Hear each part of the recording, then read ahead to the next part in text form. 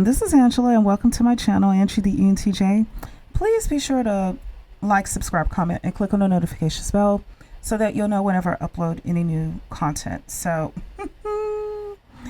this is going to be my general reaction to a potentially pregnant woman who allegedly was upset with her boyfriend out in Colorado.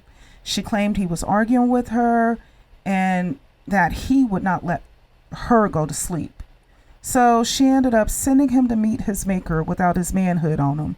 Basically, she gave him a Lorena Bobbitt, a big chop, but not a hair, a big chop of down there. And listen, before I go any further, I don't advocate violence, especially from an offensive stance. However, this is going to be one of those videos where I am going to say they need to hold the L. They started fire. I'm not about to come and put it out. The lesson is don't start fires. And that's why I'm saying hold the L. I know that this event happened in Colorado, one of the states that still allows abortions. However, this is a nation that overturned the federal protections guaranteed to women via Roe versus Wade. Not only that, we're paying taxes, and this is supposed to be the richest nation on the planet, yet we have more than $32 trillion in debt. And on top of it, women supplement the economy with our unpaid labor, on average at about $200,000 per woman. Yet, we are constantly having to fight for equality. I am not condoning what the woman did. She was wrong. However, it has been known since ancient times that a society whose government mismanages it will give way to certain situations. So, here's what I'll do. I'm going to read the article and then give my commentary. So let me begin. Okay, so this is from Local 12. I'm thinking it's in Colorado. And it says, woman faces second-degree unalivement charge after chopping man's eggplant. And viewer's discretion. So it says, a 32-year-old pregnant woman from Colorado has been arrested and is facing a charge of second-degree murder after allegedly using a knife on her boyfriend on Tuesday, May the 14th. Her name appears to be Shin-Ting Guo, is being accused of cutting off her boyfriend's manhood following an argument about whether or not he was the father of Guo's child. Guo was charged with 1 count second-degree unalivement while in the heat of passion and 1 count of domestic violence, according to authorities. Authorities responded to a call on the morning of Monday, May 14th, regarding an unresponsive male at a Wood Spring Suites hotel.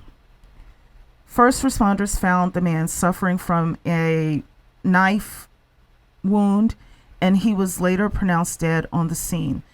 You all, I go up and down all around this country. There are a lot of people on hard times right now, and many of them are living out of cheap hotels. And so that's a very uncomfortable circumstance to be in, especially when you're pregnant. Okay. Through the investigation, a suspect was identified and arrested. Shin-Ting Guo, a 32-year-old female, was remanded to the Mesa County Detention Facility and charged with unalivement in the second degree, said the Grand Jury Police Department in a news release. The Mesa County Coroner's Office will be responsible for releasing the identity of the deceased after appropriate notifications have been made. According to the arrest affidavit, Guo explained her relationship with the victim to the police, including the romance and the accusation of infidelity. Police say Guo used a knife on the man in his leg during the argument.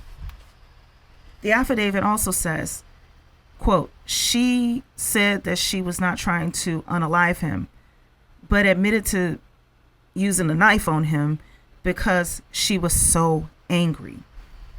Additionally, Guo told police she separated the man's eggplant from him, according to the affidavit.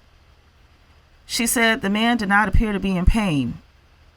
I think she was in a state of anger for her not to realize that this man was in pain.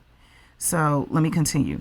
So she went to the nearby city market and bought rubbing alcohol, antibiotics, and some beer, but no bandages, according to the affidavit.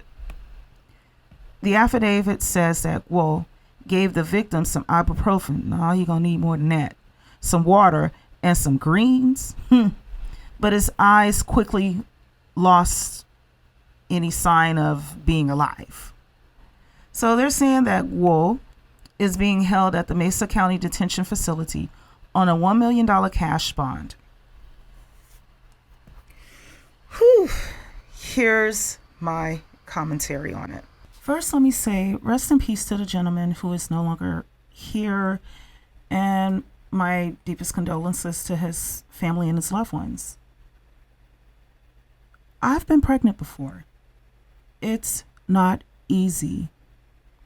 I can't imagine what it is like to be pregnant and in a state of financial instability, stressed out, and then on top of it, having a man raging at me, arguing with me about the paternity of the child, and then not allowing me to sleep. You see, they were in a hotel. Now, it's one thing to be on vacation at a hotel, but it's another thing to have to live there. Most hotels don't have separate bedrooms. For instance, if the guy wanted to watch TV, watch the game or something, and she wanted to rest, in a normal residential situation, she can just go into another room and rest where it's quieter. But in a hotel setting, there's basically the bed in the middle of the room, the television situated at the foot of the bed. Hopefully there's a table where someone can sit down and eat food. But a lot of cheaper hotels don't even have that. And then the other room is the bathroom.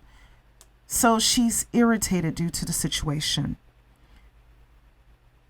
And bearing the discomfort of pregnancy, she may have been dealing with morning sickness, body swelling, you go down the list, headaches, and going through all of this while in a financially dire situation with someone who's arguing with her and she's tired. I feel that the situation sent her over the edge, and it is possible to do. It is possible to do. That's why we tend to have a culture of being nice to pregnant women, being nice to women in general, but especially pregnant women. I can tell you, I remember when I was pregnant, my neighbor at the time had a little small dog that kept yep, yep, yep, yep, yep, yep, yep, yep, yep, yep, yep, you know, just kept non-stop. And it was irritating the mess out of me. Normally, like right now, I'm not pregnant, so it wouldn't have bothered me. It wouldn't have bothered me. Might have found it a bit irritating, but it wouldn't have bothered me. But pregnancy is a different situation. So in a flash, I had envisioned myself, it was just a vision. I envisioned myself throwing that dog face first onto a hot barbecue grill while he was still alive and jabbing him with the fork while his yip, yip, yip faded, and roasting him over the charcoal with his fur burning off of him while I was rotating him. Now, bear in mind, this was just a thought. And know for the record, I would not have acted on it. But what I'm sharing is that in the state of pregnancy, that thought came to mind. Listen, y'all, that dog, I don't know how he did it. And I know for a fact that it's a he. I don't know how that dog sensed it, but he knew what I was thinking. And for the duration of my pregnancy, whenever that dog saw me coming, he stayed a safe distance away from me, and he didn't bark at me at all. He didn't bark at me. He would lower his head and kind of turn it whenever he saw me. So I'm saying that, bear in mind, I do love animals, and I've had many dogs in my lifetime. But listen, that was just the dark feminine side coming out of me. And it's in every single woman. It's in every single feminine being. And I do feel bad for the gentleman. You know why? Patriarchy taught him that arguing with a pregnant woman and keeping her financially stressed out is okay. He probably did not have the capacity to understand the harm that he was causing her and their unborn child. Because typically, patriarchy manufactures immature males. This story reeks of the consequences of government mismanagement and social ignorance regarding women and the effort that it takes to create healthy families, which is typical within a patriarchy. I think that this government should write the situation off as a hard lesson learned of what happens when average people, such as this man and this woman, are placed into circumstances that make it difficult for them to thrive. If we already had the Nordic model within the United States, the way that we see it within Norway, Denmark, Switzerland, and so forth, perhaps the young man would still be alive, and Shintingwo, the baby mama, would not be in jail, and they would be welcoming their baby, and we would see a reversal of the birth rate decline in a healthy way. However, these types of things will continue to happen because it is in the feminine nature to reject scarcity, to reject poverty, to reject aggression, to reject anything that's coming her way that appears to harm her. This woman was living in scarcity and pregnant on top of it. Like I said, it was the dog that irritated me, but I'm not living in scarcity, nor was my husband arguing with me and depriving me of sleep while I was pregnant. You understand? I think especially if Shintingwo has not offended before this incident, that she should be let out due to temporary insanity, just like what happened with Lorena Bobbitt. Please hear me out when I say this.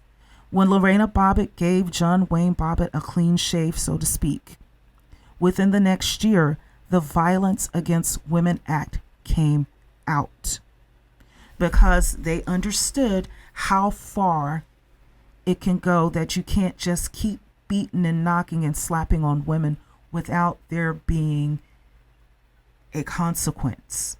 And when they saw this was the consequence, they went and passed the legislation very quickly. So in a similar fashion, I think this is a case that could promote the Nordic model within the US so that people can get along like normal, happy people, and if they choose to, also create happy families.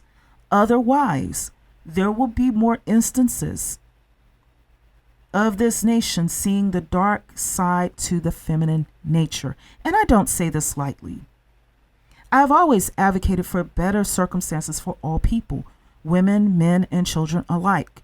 However, I know for a fact that it will not happen by using oppression, by being reckless with legislation, because the birth rate is declining. Never mind the fact that everything is so expensive. Even though we're paying taxes, just put more burdens on the women to produce more miserable souls to go into the system.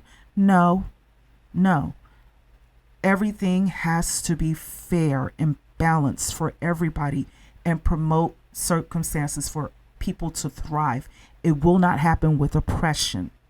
Right now, we have an immature and childish masculine principle in the form of lawmakers who are mismanaging this government and negatively impacting our citizens.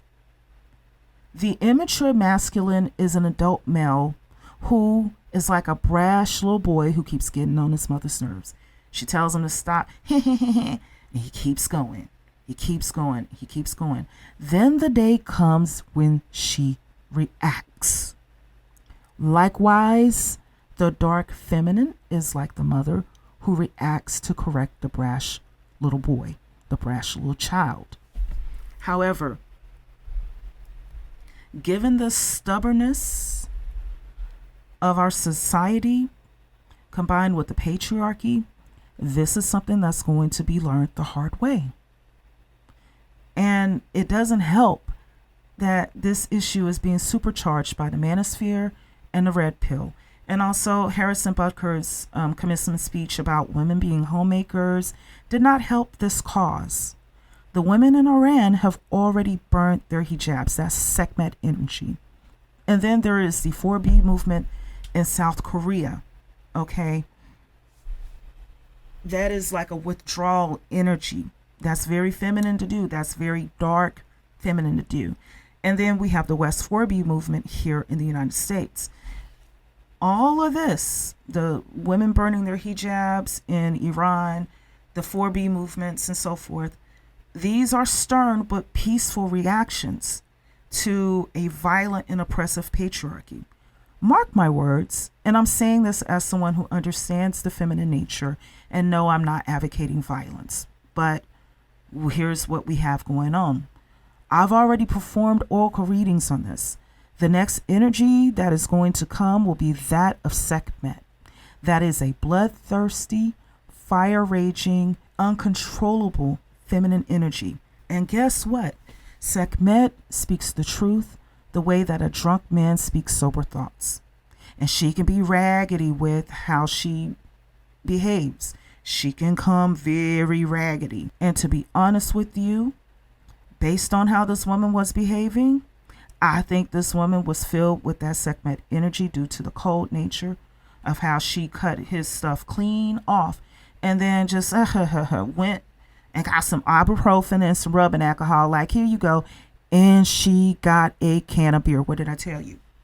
Y'all, that is Sekhmet energy. Or for the other spiritualities, that's like the Morrigan or Kali. That's what's coming next for this society, this country, and possibly the entire planet if they continue to push the boundaries of the feminine principle. And I'm looking at Afghanistan when I say this. See, Iran was just the beginning. The feminine, like the masculine, was created by nature. And it is unable to be controlled by legislature. It is better to go with the flow than to fight against it. So that's all I have to say for now. Please be sure to like, subscribe, comment, and click on the notifications bell so that you'll know whenever I upload any new content. Take care until next time. And this is also reason number 5 for the Nordic model in the U.S.